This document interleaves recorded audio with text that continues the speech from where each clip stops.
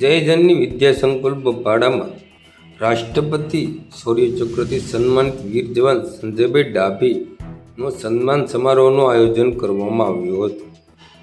આ કાર્યક્રમમાં રૂખડભાઈ ચૌહાણ કારોબારી ચેરમેન, જિલ્લા પંચાયત મંગાભાઈ બાબરિયા ચેરમેન શ્રી સિંચાઈ સમિતિ, પ્રવીણભાઈ વાળા સદસ્ય શ્રી જિલ્લા પંચાયત, મુકેશભાઈ મકવાણા, મંગાભાઈ સોલંકી પૂર્વ તાલુકા પંચાયત પ્રમુખ, માનભાઈ ચારડિયા, ભરતભાઈ ડાભી પૂર્વ સરપંચ મીઠી વીરડી તેમજ શાળાના ટ્રસ્ટી શ્રી તુલસીભાઈ મકવાણા સહિત ઉપસ્થિત રહ્યા હતા.